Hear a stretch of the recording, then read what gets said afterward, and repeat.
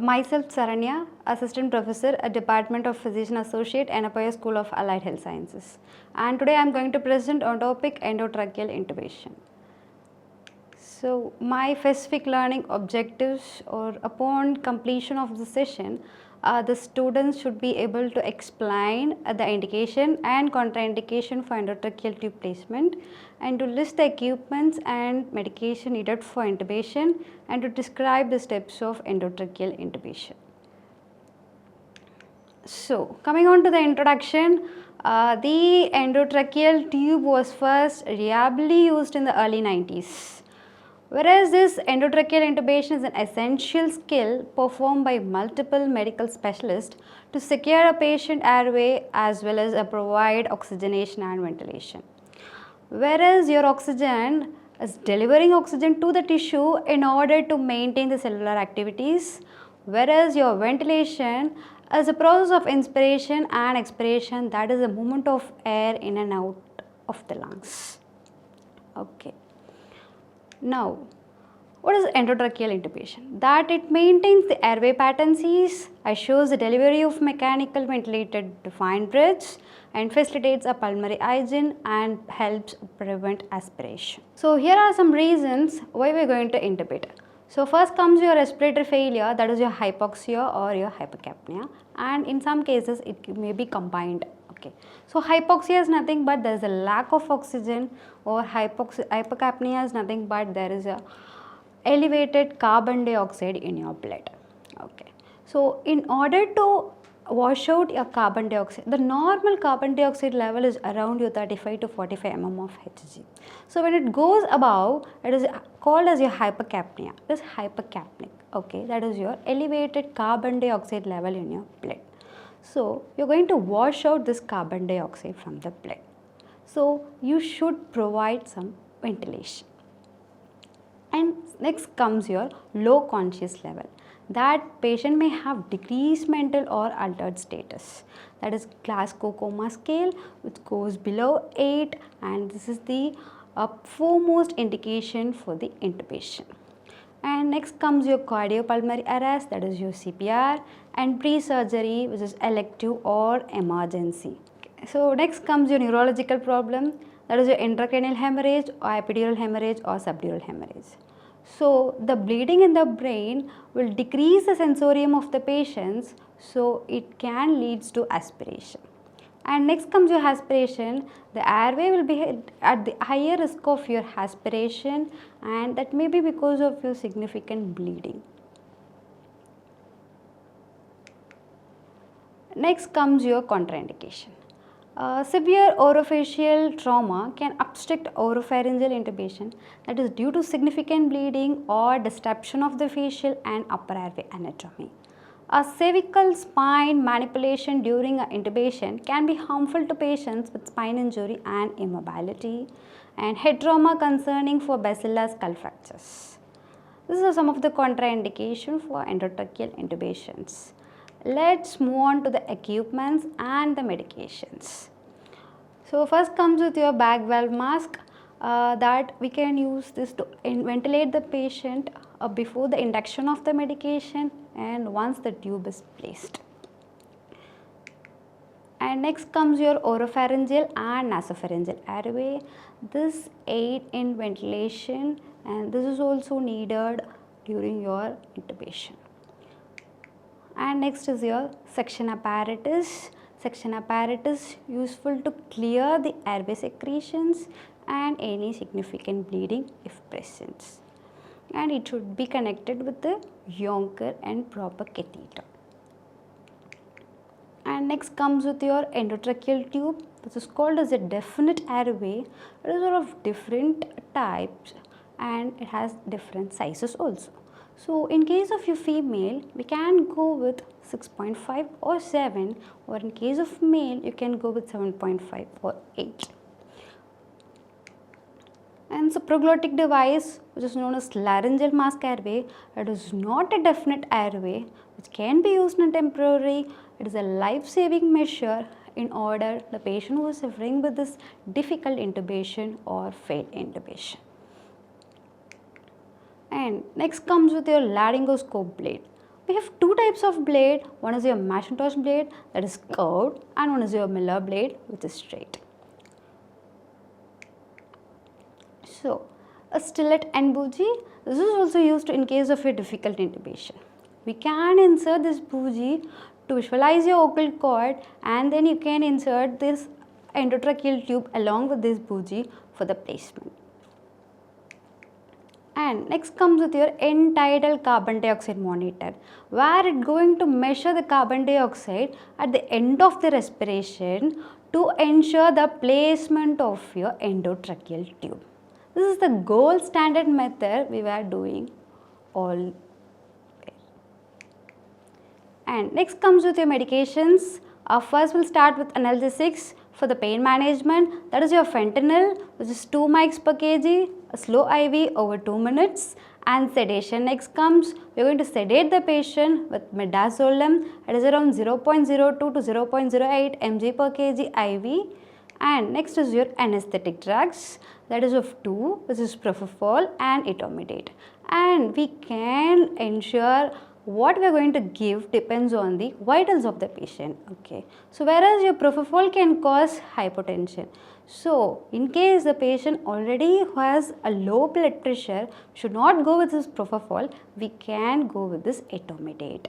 So in case of your propofol, you can, in case of your stable, 1 to 1.5 mg per kg IV can be given. In case of unstable patient, 0.5 to 0.5 mg per kg IV. And etomidate can be 0.3 mg per kg IV in stable, and in case of unstable, 0.15 mg per kg IV. So muscle relaxant. It has two classifications, one is depolarizing and one is non-depolarizing. Depolarizing is of succinylcholine, and non-depolarizing we have acronym and all those things. What is the difference between these two is nothing but a succinylcholine is a short acting. It paralyzes for the short period of time, whereas your acronym can go for the long period of time. So succinylcholine is around 1 to 1.5 mg per kg IV we can administer. This is all about your medications. Next comes with your procedure. So first we should ensure there is a good IV access for the patient. If not, we are going to do that. And next comes your stomach aspiration. So people who are already with this NG tube, we are going to aspirate the stomach content, that is your gastric content, in order to prevent them from the aspiration. And positioning the patient. We have something called as sniffing position that can be achieved by flexing the neck approximately 30 degrees and extending the neck at the atlanto-occipital joint to 20 degrees. So why we are doing this position? It is helpful to assign the oral, laryngeal and pharyngeal axis. Usually it will be like this in a normal position, whereas your oral, whereas this is your oral, laryngeal and pharyngeal. Okay. So when you are going to put a patient in the snipping position, it should be like this. So we can see it is aligned together, oral, pharyngeal and laryngeal, right. Once your position is done, we are going to do a pre-oxygenation. So why we are doing this pre-oxygenation? Pre-oxygenation is achieved using a high flow oxygen with 100% of FiO2, and it should be done at least for 3 minutes prior to your induction, that is your medications. Okay. Before your induction, you are going to do this pre-oxygenation and it should be achieved between 3 minutes and with the high flow oxygen. So why we are doing this? In order to increase your alveolar oxygen and in order to decrease the alveolar nitrogen tension also. So next comes, so once your pre-oxygenation is done and next comes your medication, everything is done, and next you are going to hold your laryngoscope blade. I said before itself we have two blades, that is your curved and your straight, one is your Macintosh and one is your Miller. Okay. So we are going to hold this laryngoscope in your left hand. So the laryngoscope is used to displace the tongue and lift the epiglottis away from the glottic opening. Whereas your laryngoscope blades varies in size and shapes, a blade size ranges from 0 to 4 with higher the number corresponding to larger the blade. So the curved will be your Mackintosh blade. It has a broad flat surface and tall flange, and as your straight blades includes your Miller, Wilkinson and your Phillips. Whereas your curved blade applies upward traction to the base of the tongue at the vallecula, indirectly lifting the epiglottis, while your straight blade lifts the epiglottis directly. So this is what the difference between your curved blade and your straight blade. It will directly lift the epiglottis, whereas your straight blade, and in case of your curved blade, it will indirectly lift your epiglottis. Okay. So for the patient in the sniffing position, the laryngoscope is held in the left hand and the blade is inserted into the right side of the mouth to base of the tongue. So, and then the vocal cord is exposed by elevating the epiglottis through a lifting motion using the arm and shoulder in a plane 45 degrees from the horizontal.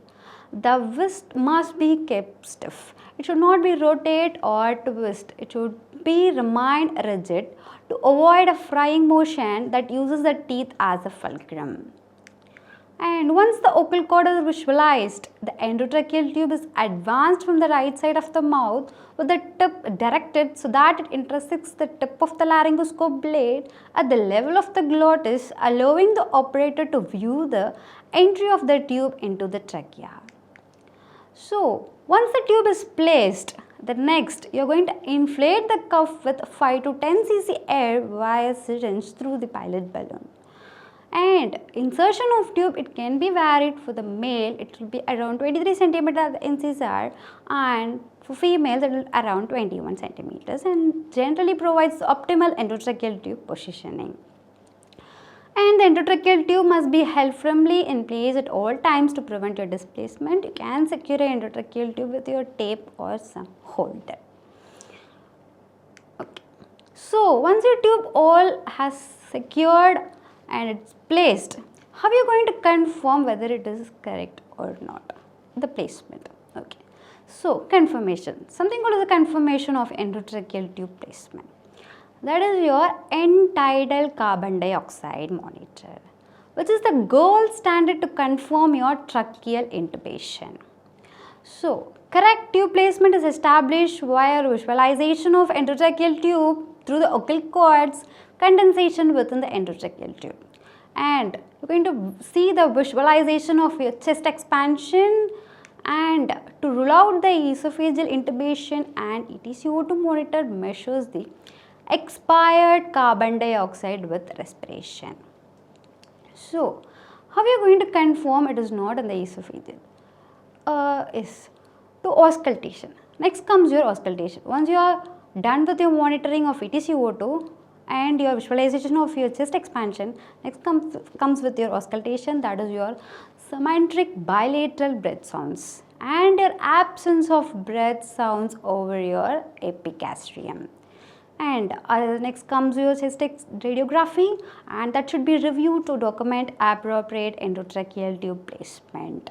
So what are you going to say in this chest radiography? That your endotracheal tube should be 2 mm above the carina. So that's all about your confirmation.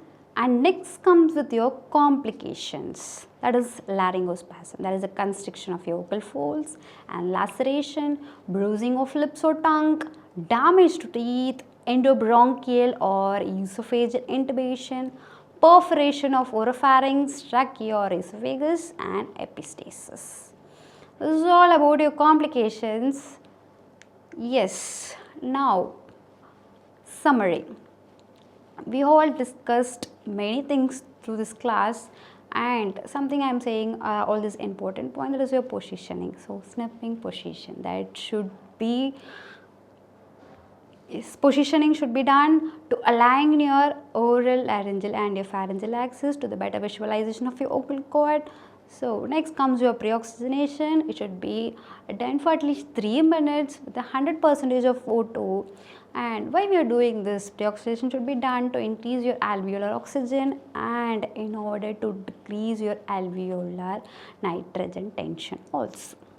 So next comes with your pre-medications, that is in analgesics, which is your pain management, sedate the patient, and anesthetic drugs, that is of two types of drugs, which is your propofol and intermediate. It can be given, depends on the patient's vitals. And muscle relaxant, that is has two classification, one is polarizing and depolarization, and will normally give succinylcholine but is a short axis.